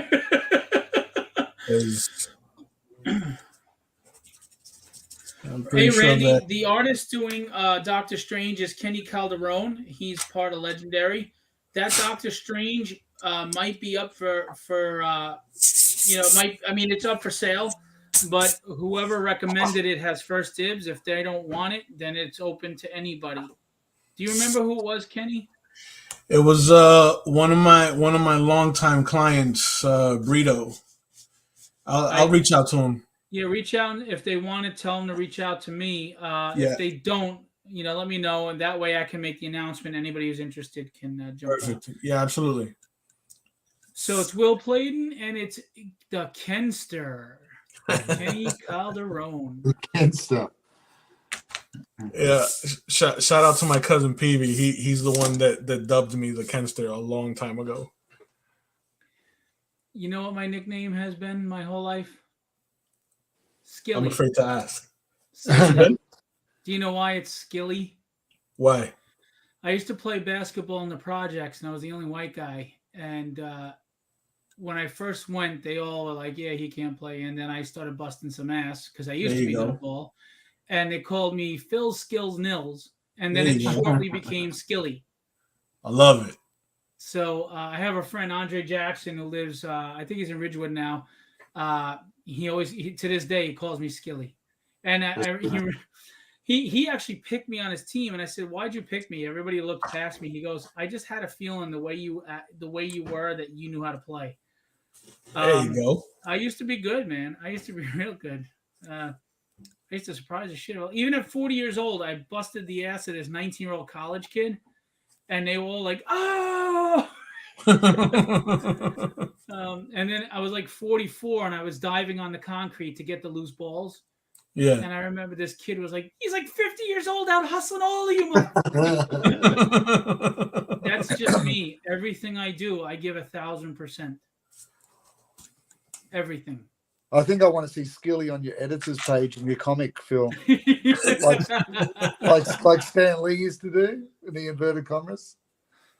Well, maybe we'll do like a Skilly's Alley or Skilly's Last Word or some shit. There you go. Funny. He dropped out. That sucks. $94 is a lot of money. It's all right. Oh well. It's all right. It's honestly, it's not like you're hurting. No, but I mean, I'm not Scrooge McDuck swimming in money either. True. Dave Brown said, "Awesome work, guys. Rodolfo is back. The kids are asleep. Peace has been restored." Yes. He said, "Wow, you guys are fast." That's what she said.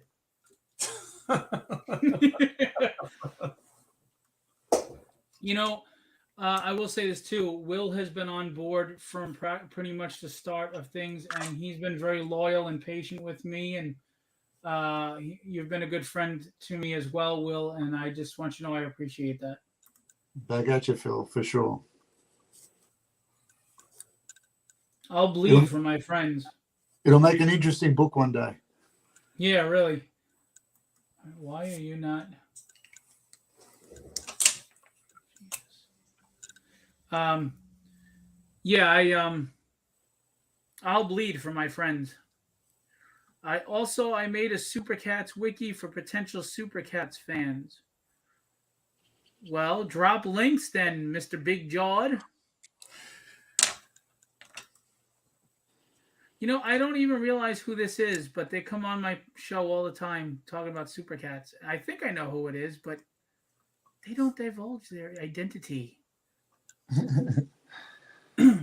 Everybody knows though you can drop links and promote on my page. Some people do it and I've never met them before. I don't give a shit. It's really hard to get out there, and if you can find a platform, go ahead. Yeah. I mean, I prefer you at least say hi and pet my hair before you follow me, but but if you don't, I don't get angry. It's like you would think with social media getting out there would be easier. Nope. But you're fighting algorithms because Facebook just wants money. True. No, I find those algorithms so frustrating. It's hard. It shouldn't be this hard. If you have 4,500 friends, every one of them should be able to see your post.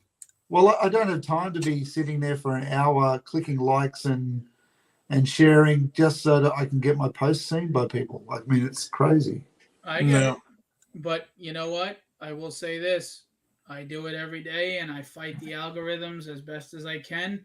Yeah. And not that I'm any big icon or anything like that, but it's shown growth. I'll get a lot of eyes on any post that I do, over 100 people or whatever. Yeah.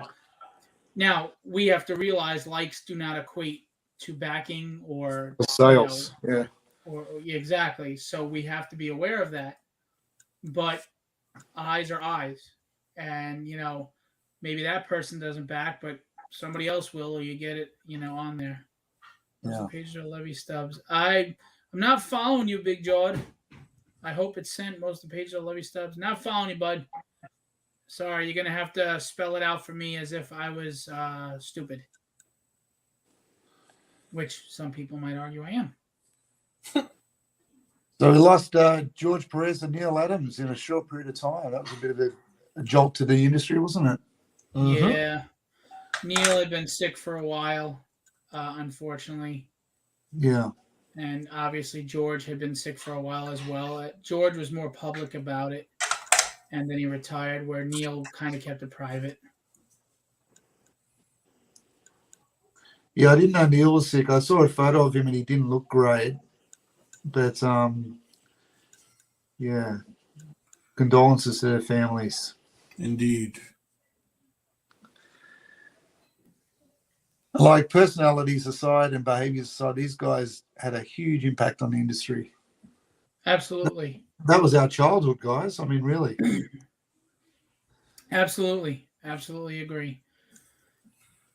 And yeah, I mean, I feel for the family, Zia and everybody, and Joel. And Buzz.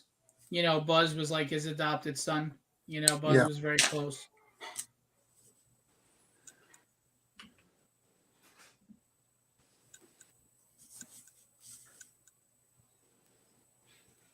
I'm feeling like this red needs to be darker on his scarf. What do you think? Well, I'm partially colorblind, so I'm the worst person to Let's ask. see. Oh, the red and green are a problem, are they? Or Yes, red and green really screw me up. How'd you know that? well, that's colorblind, isn't it? Yeah. When you put Yeah. red lettering on a green background or vice versa, it's a strobe effect. I can't read it. So, how do you read stop signs and green lights and stuff like that, Phil? When you're driving? Because they're written in English. Oh, right. at the traffic lights. You mean stop lights? That's what I mean. Yeah. Well, because I can tell that the colors are different, even if I may not always like my issue is red, orange, yellow, certain greens and yellows, pinks, purples, and maroons. Sometimes maroon from a distance looks black. So it's more of the similar shades get me. Right. But I can look at orange and know it's not blue, and I know blue Okay. is not orange. Okay. But when you give me that test where it's a circle with a bunch of colored circles in it and there's a number in the middle somewhere, I can't find the number. Okay. And certain red and green mess up my depth perception too. Like in my old home, we had vertical red and green stripes in the bathroom, right? Of wallpaper. Yeah. I could not tell where the corner of the wall was. It looked like just one flat wall. Wow. Right. Yeah, it messes me up.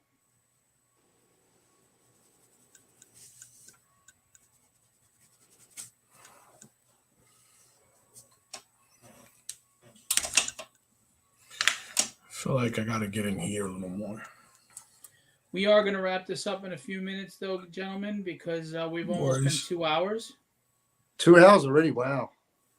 Well, Just talking flew with me by. is so much fun. That absolutely flew by. Yeah, it did last week, too. I think I'm about done, though. Peter said George Perez was the very first artist who worked in comics that he met at a very tiny Brooklyn Comic-Con in a dive hotel basement. And you know what's funny? George Perez, like Kevin Eastman, Kevin's still alive, of course, but to this day or to the very end, was still fanboys. They're humble fanboys. They didn't have that arrogance or that ego or that celebrity feel. They were just, anybody has their bad day or whatever, but these guys, they remembered where they were, That's before right. they were legends. They still, and Kevin still does. Yeah. Charles, both these are incredible. Yeah, I think I'm done. Beautiful. Looks great, mate. Fantastic. That is 11 by 17 Doctor Strange. If the person who suggested the piece does not want it, it will be open to the public for purchase. Free shipping. So that's it. The original guy passes the Doctor Strange, let me know. Okay.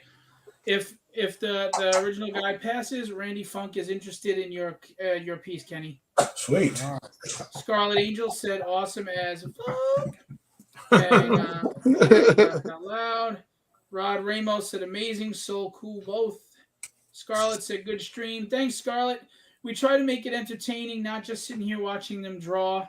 And being that I am such an amazing personality, and that's why I'm here, because I can't draw worth a shit.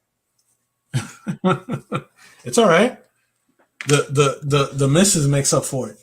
Dude, I couldn't even draw a stick figure straight. Are you kidding me? Did I ever show you the 2 times I ever drew? I drew Cockrum's 3 times. I drew Cockrum's Colossus, his Nightcrawler, and I recreated the Wendigo from John Byrne's X-Men cover. What was that 140 something or something like that? Geez, that'll be interesting. I wanted to try the foreshortening. I will send it to you. It's horrible, but I will send it to you. It's absolutely freaking horrible. Mind you, it's the first thing I ever drew in my entire life. Let me see if I can find it. I don't know if I got rid of it. I like that touch of blue, Will. That blue really like pops. Oh yeah. Is Oh, that the what in blue the eyes. front? Love that. Oh, the eyes. I couldn't tell. I love that. Yeah. Mom used something when she dried my hair to make my hair less frizzy. It didn't work. Oh yeah. Fantastic. It doesn't look like a rat's nest anymore. It doesn't look like you combed it with a fishbone. I'm teasing. Your hair looks great. Hey, don't ever be embarrassed. You be proud of who you are. Don't worry what other people think. Who gives a crap? Besides, they all adore you. No, I was like,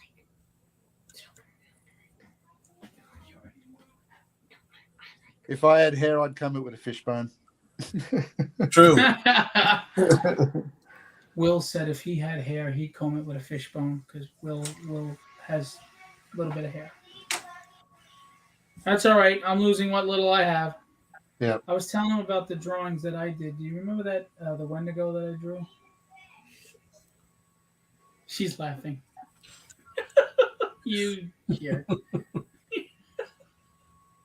Love you too, kitten. Yeah, I don't think I have it in my phone. I'll have to get it, but I posted it a long time ago. Horrible. Talking about no sense of anatomy and proportion. Oof. It's all practice, Phil. I don't really. I love art, but I don't care to draw, so I don't really care to get good. There's always the misconception that to be good at art, you need God-given talent. Correct. Very little of it is actual talent. No, well, I mean, It's all in the mind. I had That's a joke. true. I'm gonna leave that. No, yeah, it's hard work. It's Yeah. hard, goddamn work. But there are a lot of artists that love to lean into that idea too. That you're born with it, blah blah blah. I think sometimes, like a musician, you're born with certain attributes that help it. But you have True. to fine tune them and sharpen them. But Indeed. it's certainly got to do with your mind. If I lost my right hand, I'd have to try and retrain my left hand. But I have the knowledge, it's in my brain. It's got to do with all of those muscles that you learn to build. But it's discipline, and like you said, Phil, unless you're interested in it, it's a hard thing to conquer. Mm-hmm. Yeah, I was always the musician, singer, drummer, Yeah. and now writer, and that's my wheelhouse, and I'll stay there. I'll leave the arting to you guys. Although my wife said the foreshortening on that Wendigo was actually pretty good. There you go. I got to see it now. Yeah, I gotta find it. I mean, the face is horrible, but I tried to do the muscle tone and everything with some shading, and I wish I had it in my phone. I got it somewhere. And Phil, your wife, Stephanie, she can draw. She can draw. She doesn't think so, and no matter She just what I tell her. She needs more confidence, but she can draw. That's for sure. Thank you for saying so. I'll tell I you. don't- That I she don't, loves. By the way, she loves. My mother and my wife absolutely love Will Pleydon's work. I send them chocolates. Scarlet Angel said, "Art and music is also my passion." Yeah, I know you play guitar, right? And I know you can draw really well. Scarlet Angel's got some really nice illustrations he's done based on the superhero franchise movies. Very cool black and white work. Oh, you've seen it? Yeah. Yeah. He's very talented. Nice guy too. Yeah, I'm looking for this. Hey, Stephanopoulos.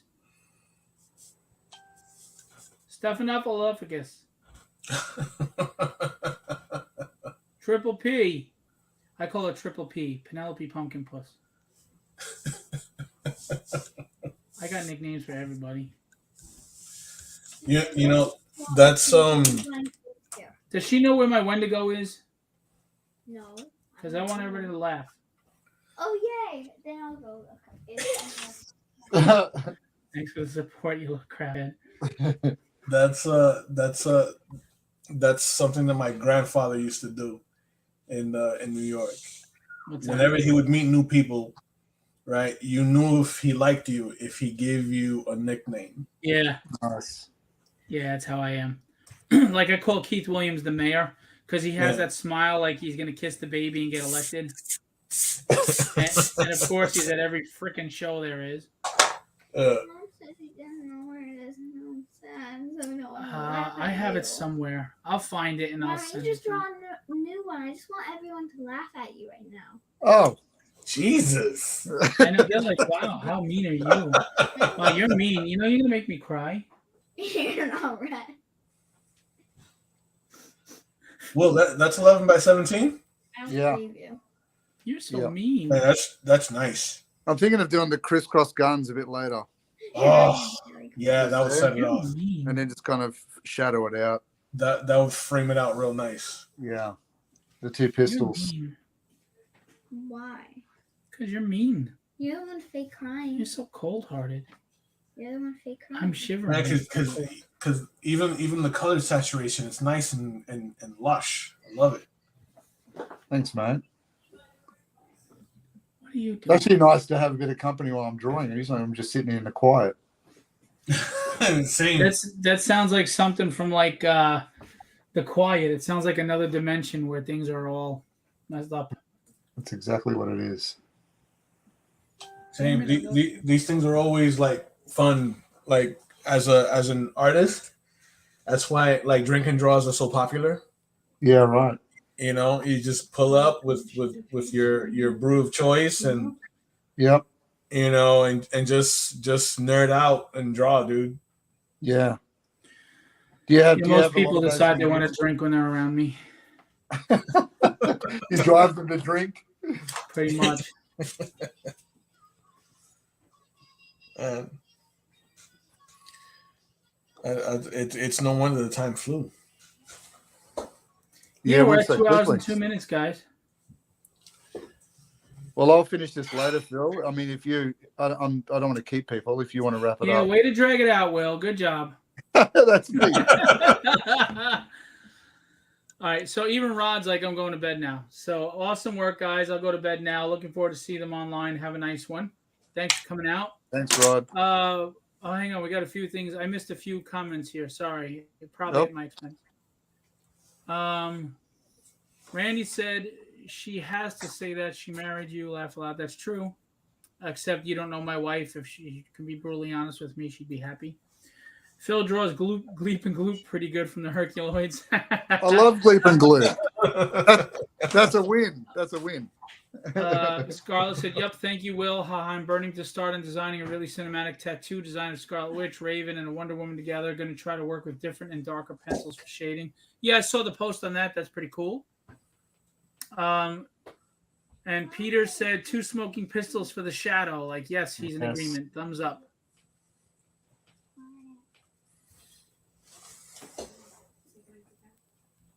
Man, that's a nice piece.